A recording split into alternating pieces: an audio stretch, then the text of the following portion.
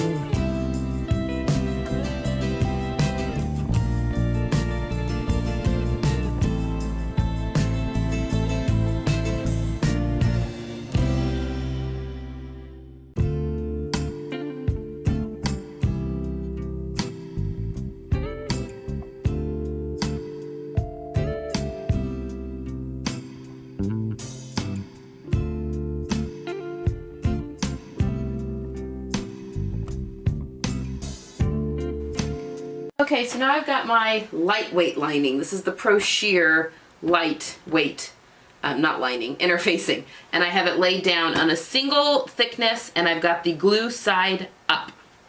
So now I'm going to take all of my pieces that do not say interfacing. So for instance, this pocket piece says fabric cut to and lining cut to. So I'm gonna fuse my lightweight to this. And again, because I'm afraid this is gonna fray. So this is to keep everything together.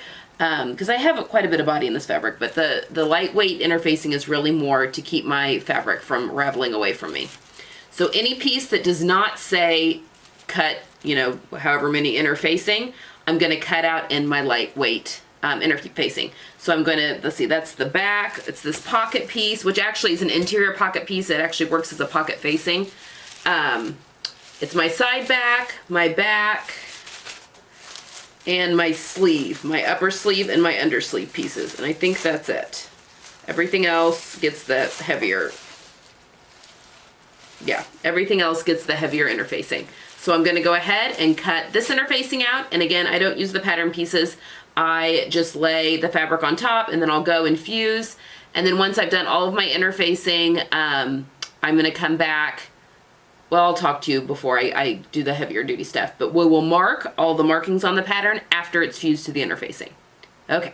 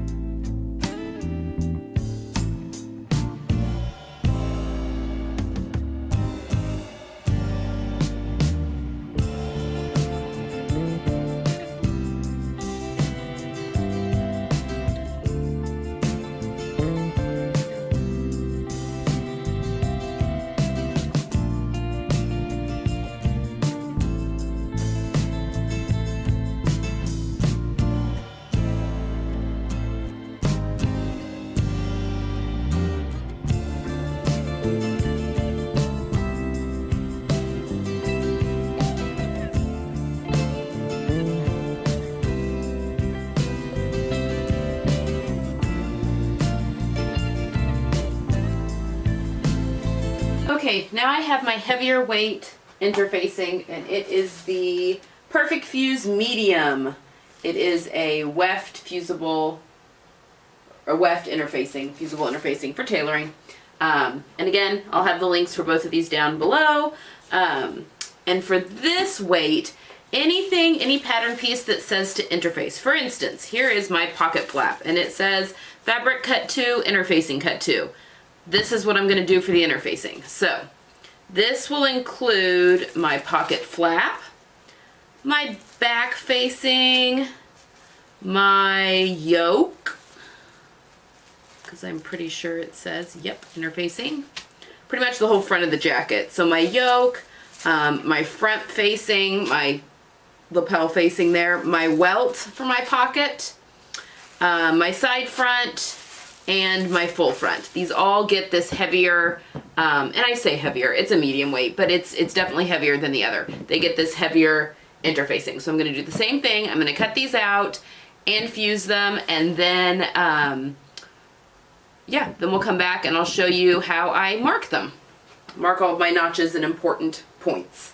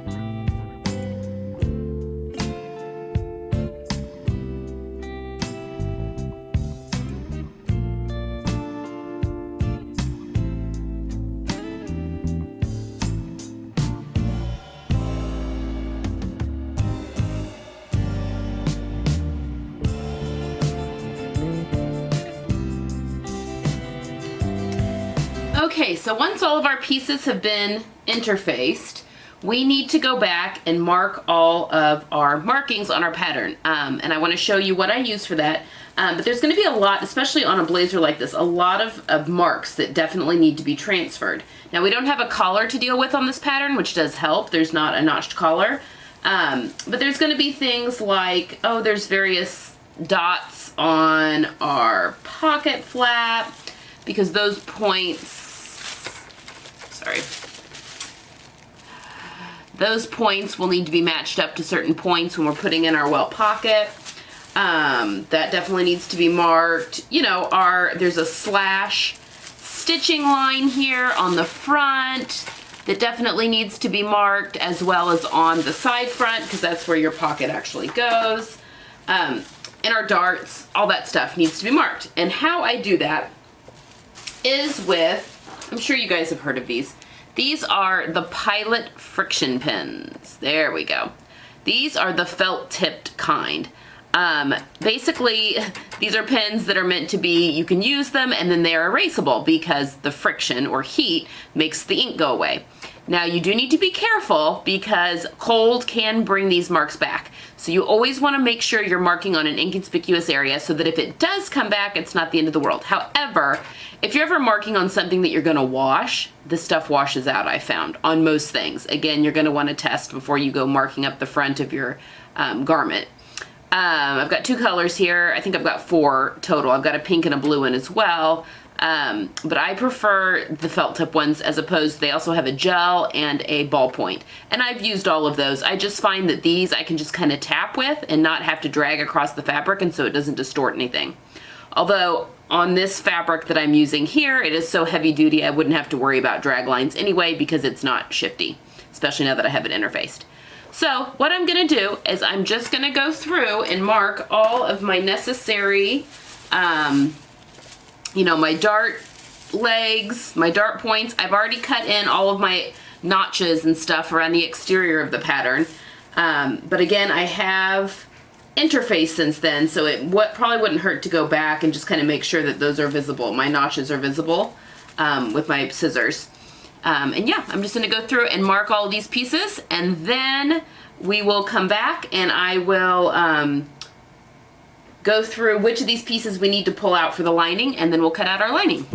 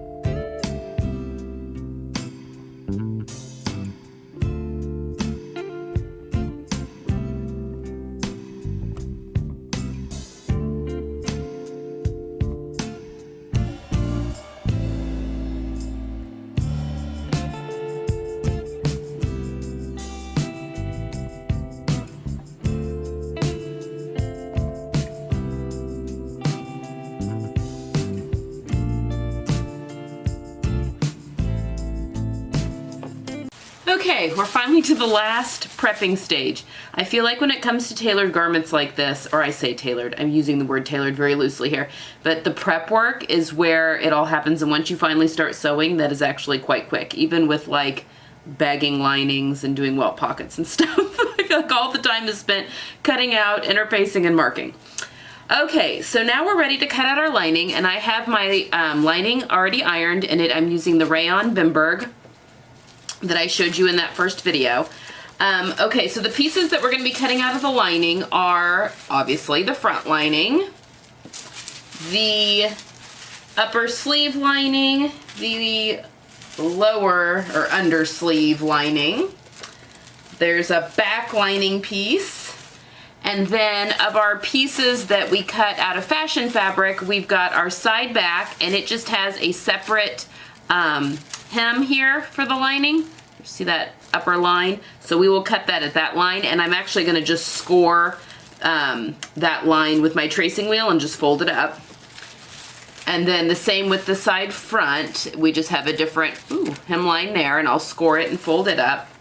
And then our pocket lining, it wants you to cut just a little lower, so there's a line at the top that it wants you to cut at for the pocket lining. So I will also score that and just fold that out of the way. So there we go. So now I'm going to cut all of these pieces out of the lining. I'm actually going to zoom out a little bit so you can see a little bit more. Had you zoomed in for the notching. And we will get started.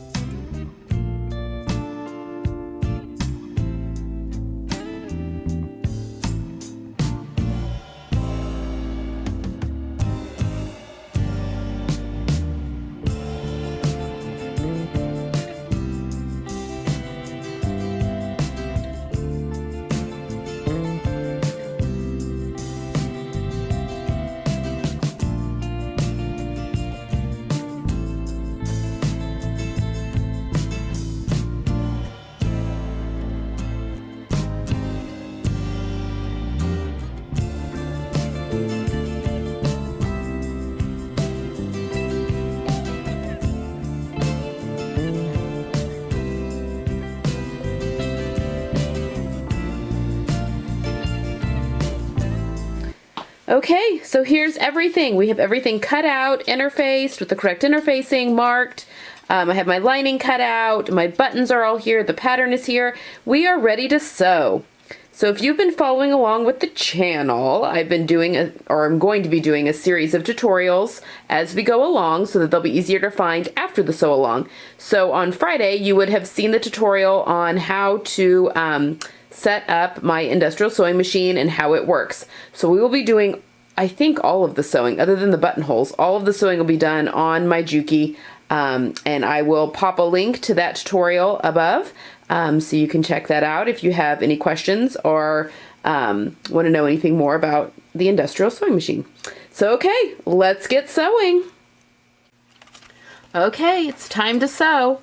So I'm going to reference the instructions a little bit as we go along, but I skip around a lot, and so I won't be following them completely, but we will reference them, and I don't do all the steps that they tell you to necessarily either. For instance, here, so it has you interfacing up here on step 1. Step 2, it has you ease stitching the front, and this is to fit in, because you're going to sew your side panel, especially if you're doing the D-cup like I'm doing. It's kind of hard to ease that in because you're sewing a concave curve to a convex curve. But I'm going to show you how to do that without pins. And so I do not do the stitch. Do not do this step. Now, this reinforce the corners of the front along the stitching lines. This is for the welt pocket. I'm going to do this later. I'm actually going to we're going to sew the fronts together and we're going to sew the back together today. And then I'm going to have a separate video on how to do the welt pocket. That's going to be kind of your homework for day 2 or day 3, I guess, of the sew along. So we're going to ignore this rule for now because I'm going to do that in the separate welt pocket tutorial. Okay, so step number 3. We're skipping step 2 because, like I just explained. So step number 3, we're going to stitch the dart in the front. And then we're going to sew our side front to our front pieces right here. So let's do those 2 steps. And then we are going to skip all of these steps of the pocket because, like I said, that'll be a separate tutorial that'll be coming to you on Wednesday. So tomorrow, I guess. So yeah, and then we're going to stitch the yoke to the top, and then our fronts are going to be done, and then we are going to stitch our dart into our back. So well, this is wanting you to, we'll do this step and we'll talk about it in a second. Stitching our backs together and getting that vent all kind of prepped a little bit, and then we'll sew our side backs. So then we will have our fronts and our backs done, and that's where we will stop for today. So let's get started. Okay, so we're starting off with our front pieces, and this is piece number, well, mine is 3, but I think it might be 1, 2, and 3 depending on the cup size. I'm doing the D cup, so mine is piece number 3. We're gonna sew this dart, and you're gonna notice that I'm gonna wait and press everything. This is just much quicker if you wait and press a whole bunch of steps at once, as opposed to stopping and going to the iron after every single step. Plus, remember we use that Frixion pin here for these, so when we iron these are gonna go away. So we've got to be very careful about this. We either need to mark this with like an ink pen, as long as it doesn't show through on the right side, and I don't think it's going to on my fabric. But we don't want to lose these spots. So or our buttonhole placement. So we'll go back and maybe lightly fill those in with ink pen, at least the dots, so that we can redraw those in case they go away with the steam when we sew the dart. But again, we are going to press everything at the kind of like a last step. So I'm going to sew this dart, and then I'm going to sew my side front to my center front, or just the front, I guess. And then we're gonna sew the yoke on top, and then I'm gonna go press all the pieces of my front, and then we'll work on the back, okay? You're also gonna note that I don't use pins. Very rarely. Okay. But I am going to for this dart, only because it is very oddly shaped. If you will look, it's not like your typical dart. Like we've got it straight for a little bit and then it comes up to the point. So I'm just folding everything here. So I am gonna use pins on this one, and I'm just gonna pin perpendicularly up here at the point. And then I'm just gonna kind of squeeze things together. Sometimes this can be kind of hard when you have just a little bit of a dart, especially if you've got thicker fabric, it makes it harder. But this way you can make sure you're staying on both sides. Can you see that okay? Trying to, actually, hold on. Okay, just remembered I have studio lights that I should be utilizing. So between hopefully the light on my sewing machine and the studio lights, we should be good. All right, so I'm just gonna go through and perpendicularly pin in just a few spots. Again, I hardly ever use pins, just because it's faster, and clearly I'm impatient. So, but you know, it doesn't hurt. Obviously, if you're more comfortable using more pins, then by all means use more pins.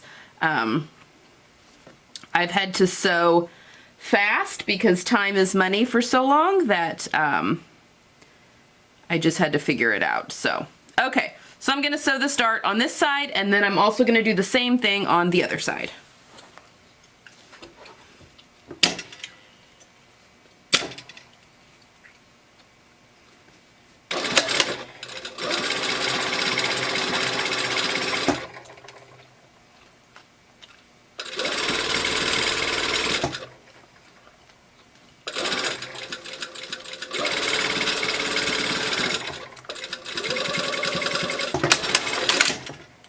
You're also going to notice that I backstitched at the top of my dart, which I realize is a huge no-no, but I like to live on the edge. No, I really don't, especially on fabric this thick. See, that ended beautifully. There's going to be no puckering at all there when it's all pressed, so totally fine on the thicker fabrics. Rules are made to be broken, right? I have a friend that said, a teacher actually, sewing teacher, that said, you know, everything in sewing is, the answer is it depends, which is so true. So everything kind of depends on the situation. There's no hard and fast rules in sewing.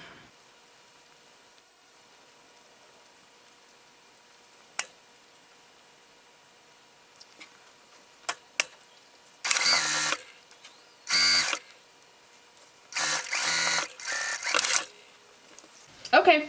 So 2 darts are sewn. So now we're going to sew our side front, which on mine is pattern piece 6. But again, I think that depends on what cup size you're doing. I'm doing the D cup, which is why mine is pattern piece 6. All right.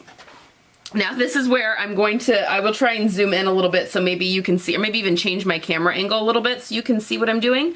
I don't use pins except at the notches. So you've got notches here. There's one, and then there's another one somewhere up here. Right there. There's another one right up there.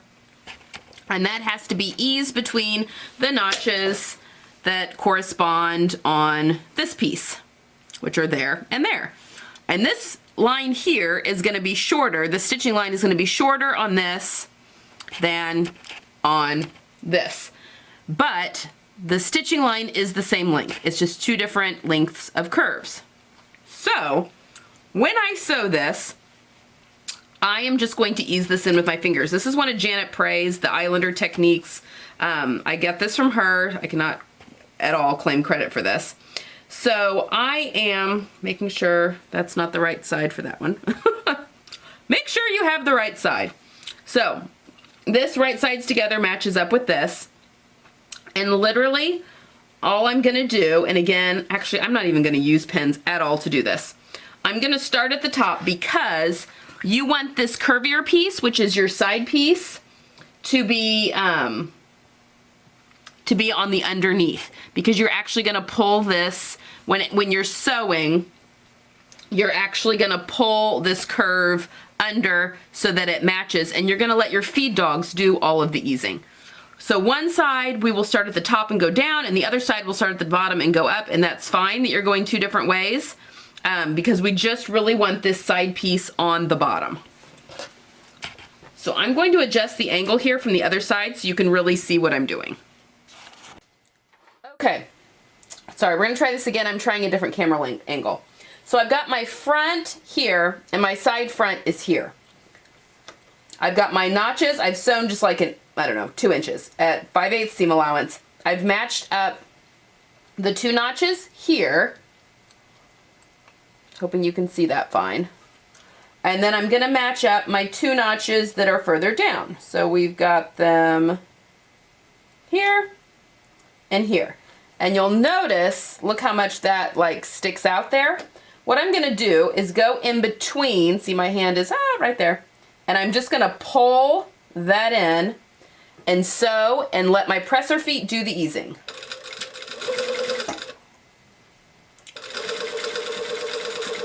Don't sew over your fingers. And again, this is Janet Prey, the Islander technique. And then once you've gotten to that other notch, you're good to go. So now I'm just going to match up my bottom here. And I'm going to hold it Islander fashion. And again, I'm going to link you to some of her classes. Her classes are great. But it's basically you're just grabbing the bottom here and then kind of turning your hand up, and it helps to keep it from easing when you don't want it to ease.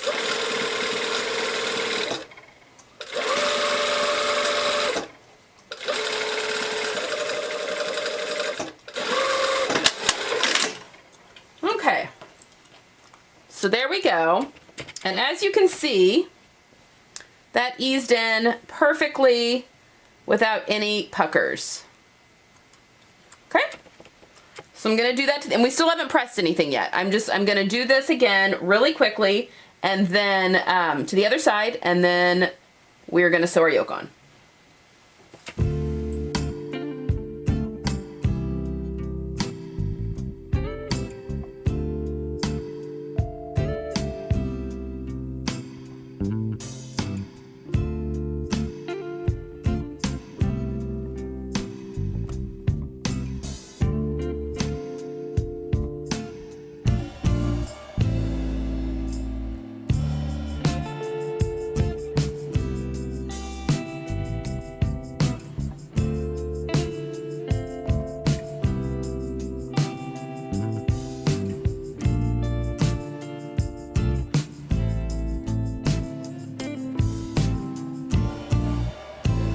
The next step is our yoke. And again, I'm jumping around. So this is piece 10, and this just gets attached to this upper part of the front. And I think it's just a little design feature. And there's a little notch up there to help you. There's a notch here at the bottom that will match up to here. Right there. There's my notch. There's my notch up there.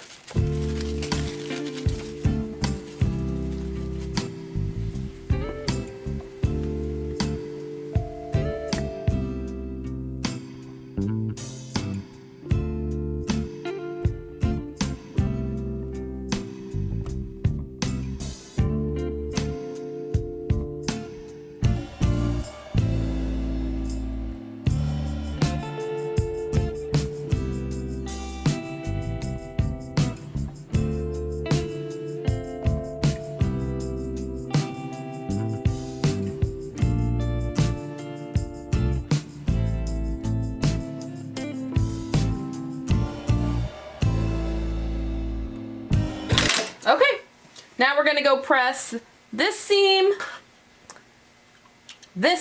although I'm going to do some clipping before we press that, and our dart.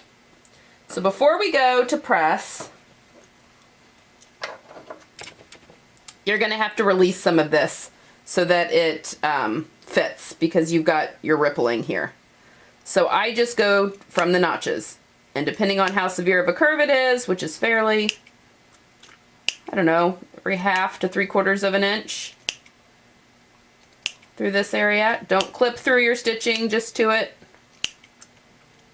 And I also know that there are a million different ways that people say to clip. I just clip straight in, and I find that it's fine. So, you know, I'm not a couturier.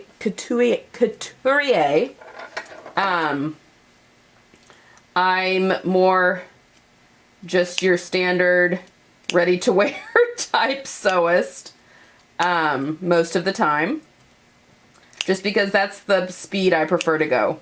It's the way I get my creative bump, which is different for everyone. So, okay, now we're going to go over and press. Okay, here we are at the pressing station.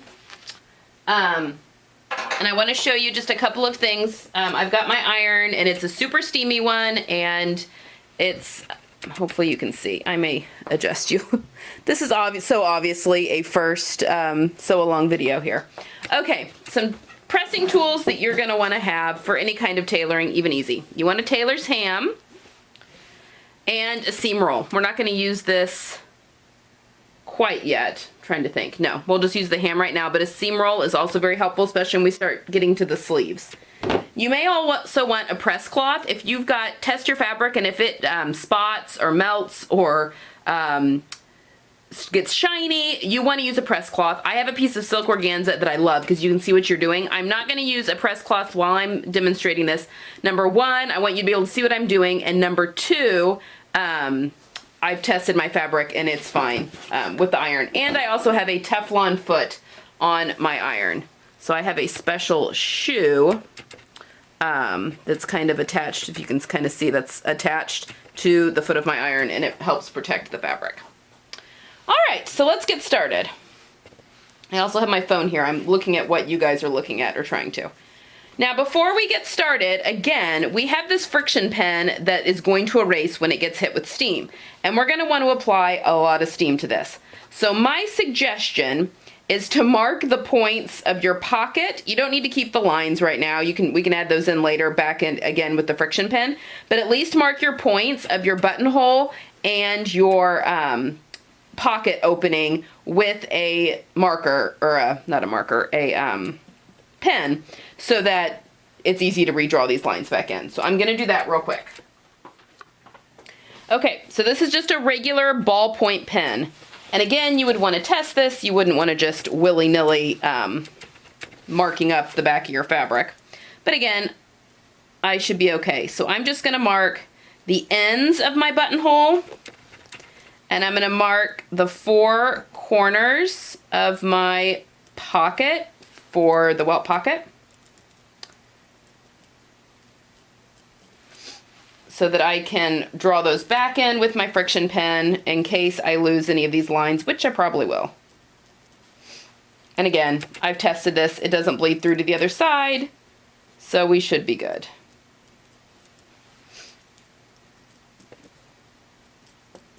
All right, so first things first. Let's press our dart, and I'm just gonna lay my ham, and because I have a fuller bust, I actually prefer my bust point to be closer up to this top, but I think most people probably do their bust up to this top. This ham has so many different angles and stuff on it, just kind of find where the fabric wants to lie. And I'm actually going to press this dart towards the center front because my pocket opening comes kind of close, and I don't want that dart bulk to interfere with my pocket when I go to do my welt pocket. So I'm just going to press it to one side, and as you can see, my friction pin disappeared, which is good because in game you want that. I'm going to show you another tool that's super helpful with any kind of tailoring.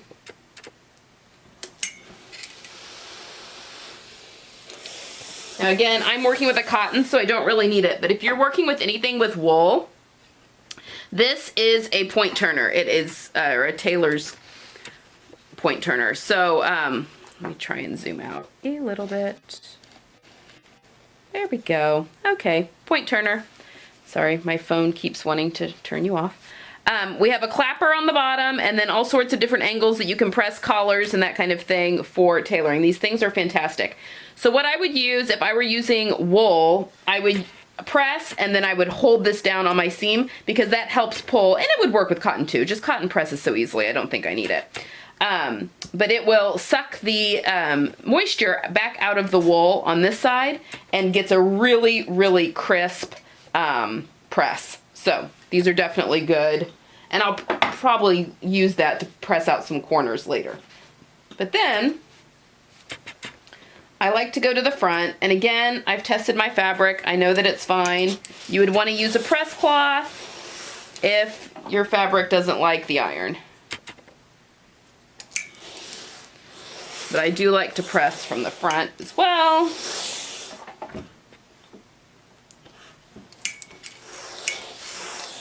All right, so there we go. A nice and beautiful dart.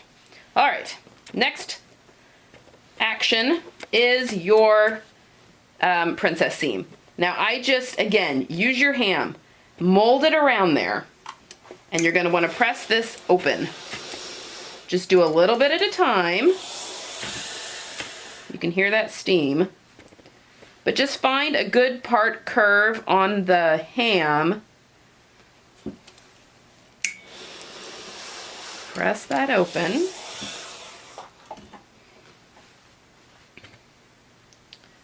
And then once you get to the straightaway,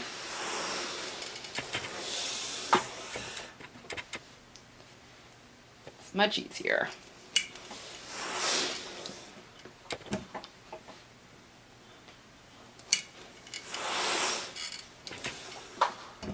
All right, so there you have.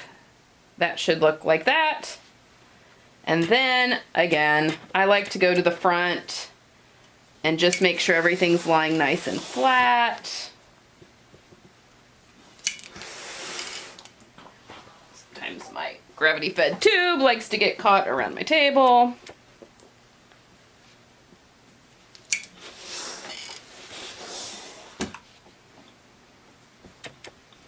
And I have tested my fabric to test that it does not get shiny with the iron. So, there you go. All right, and then the last bit of pressing we're gonna do here is our yoke. So we're just gonna press this seam open.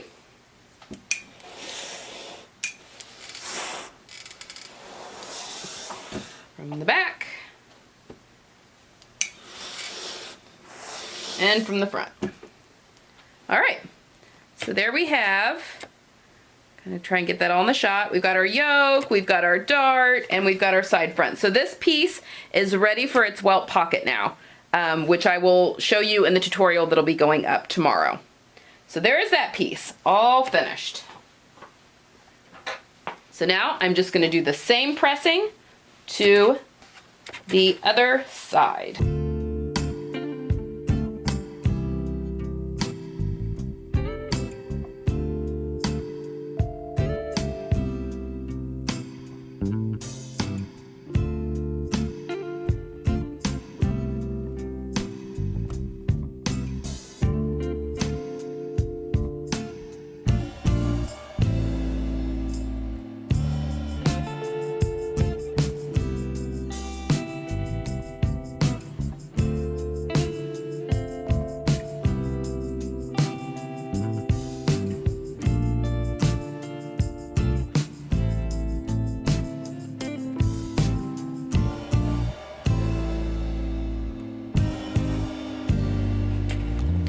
All right, so our next steps. Remember, we're skipping our welt pockets because we're gonna come back and I'm gonna do that with you tomorrow.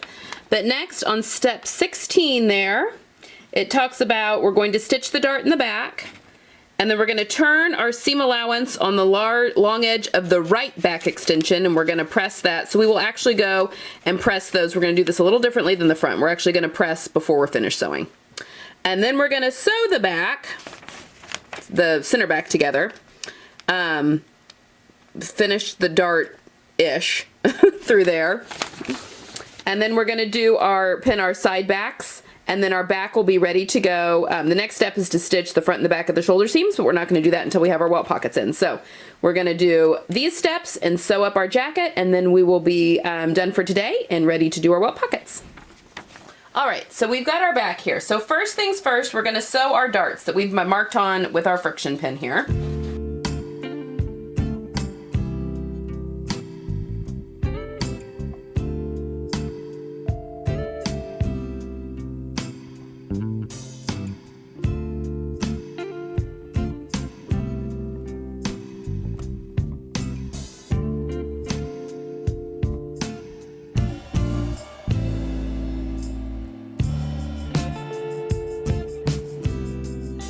Now typically I would go ahead and finish sewing everything together, but the instructions actually for our vent wants us to turn the seam allowance, back, turn the seam allowance back on the, let's see, on the long edge of the right back extension. So you're gonna wanna make sure it's your right back. So think about the way that you're wearing it. So if I had this on and this was on my back, this would actually be my right back. So this is the piece I want. So I'm gonna take this one, and you can kind of tell by the picture, and I'm gonna, seam allowance is 5/8 of an inch, so I'm going to press that 5/8 of an inch, and I am gonna go ahead, and while I'm there, I'm just gonna go ahead and press my darts, just like I did on the front, and I will be right back. Okay, all right, so now I have pressed the seam allowance on the vent of the back right. The seam allowance is 5/8, and then I've pressed my darts and I've pressed them towards the center back on both sides. So now we're going to sew our center back seam, and we are going to sew to the large dot that's on the pattern, and you'll notice that your back here should extend 5/8 past because you've press this back. So we're going to stitch all the way down to the dot, and then we're going to pivot and stitch across the top here, and I only stitch to the fold here. I don't stitch all the way to the end, this raw end. You really only need it here. But back stitch here, and then I like to go back and just re-stitch on that line again just to really reinforce this dot here, because then we're going to cut. So let's sew. We're going to sew down, pivot at the dot, to the end over our vent.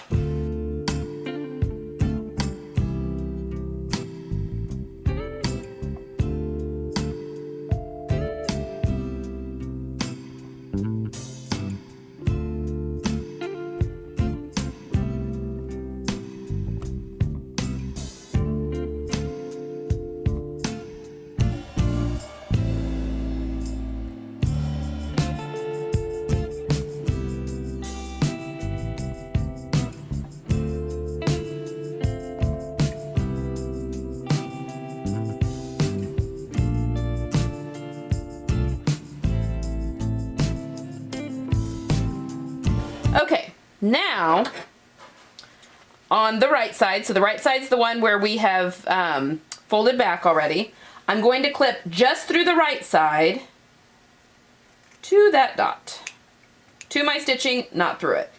Because now we're going to go and we're going to press our center back seam open, and when we do that, we're going to press our vent to the right, which is actually to the left side when worn, because it's flipped, which can be confusing. And I clipped into here at the bottom where my fold line is on the pattern, just to make sure that that in fact is lined up. So everything should be lined up nice and neat. So I will press that flat, and then I will press above it open. Okay? When we go to the, well, I'll just go ahead and do that now. Okay, so I have these all nice, or my back all nice and pressed. Trying to scoot around here and not hit the camera, sorry. Okay, so I have these all nice and pressed. I've got my center back seam, it's nice and pressed, and I have my vent that's been pressed.